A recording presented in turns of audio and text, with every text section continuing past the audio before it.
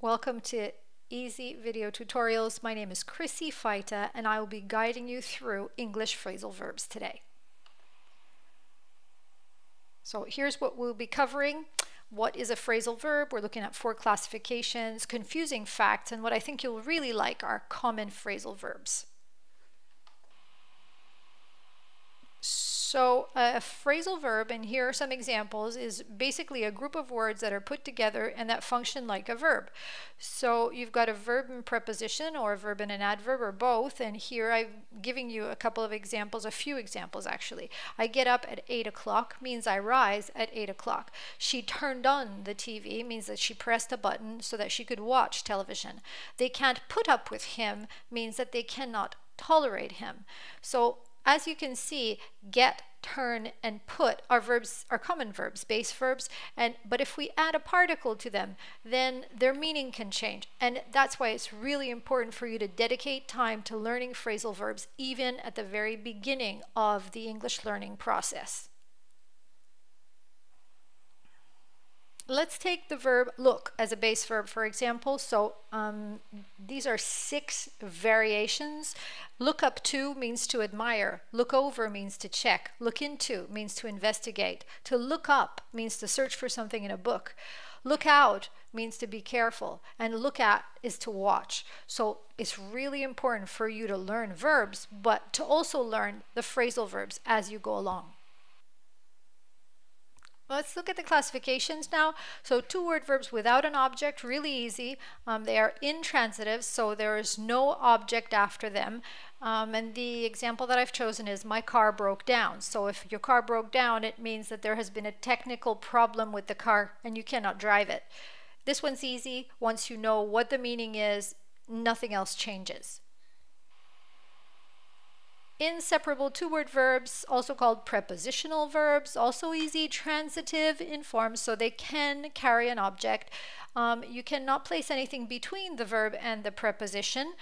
So I say that they are married. So believe and in, example, are married. He believes in me. You cannot use believe without in normally, unless there's some big exception. So he believes in me.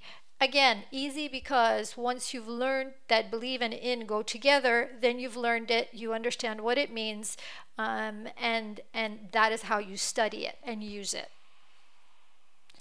Separable 2-word verbs, here's where it gets a little tricky. It's transitive, so it does have an object, and if the object is a pronoun, it must be placed between the 2 words. So this is why it's called separable. You can separate the verb from the preposition, from the verb from the particle.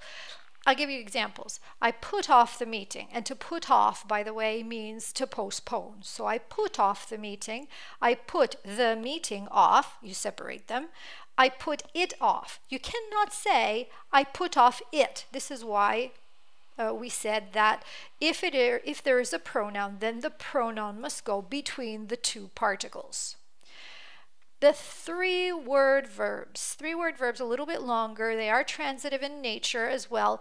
They almost are always inseparable. And here's an example. We came up against a few obstacles when planning the project. So we faced obstacles. We came up against a few obstacles when planning the project. Again, for me, my opinion, this one is actually quite easy. Once you know that it's a 3-word verb, you learn its meaning and you can start using it very easily.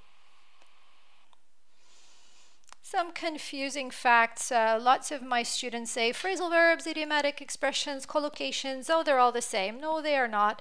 Idioms are expressions, and what's important is that they are not always verbs. Both can be figurative in nature, yes, that's what makes them very similar, but not all idiomatic expressions are necessarily verbs.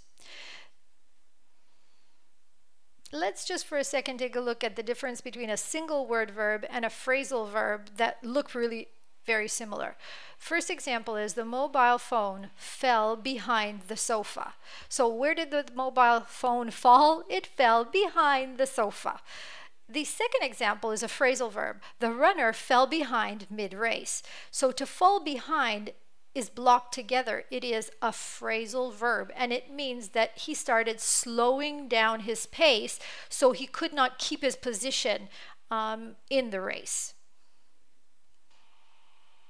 Okay, here's the fun part. Let's look at some phrasal verbs, some really common phrasal verbs. John has to call off the meeting. Call off means to cancel. Second one, Sarah carried out the task perfectly. So she executed the task perfectly. My boss brought up a good point today. So when you bring up something, you mention it.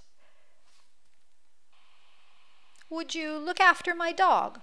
So to look after means to take care of something or someone. The party has been put off. The party has been postponed. We will probably reschedule it for another day. Sorry I'm late. Carry on. So to carry on means to continue. I hope you enjoyed this easy video tutorial. And my name is Chrissy Fight, and I'll catch you next time. Bye-bye.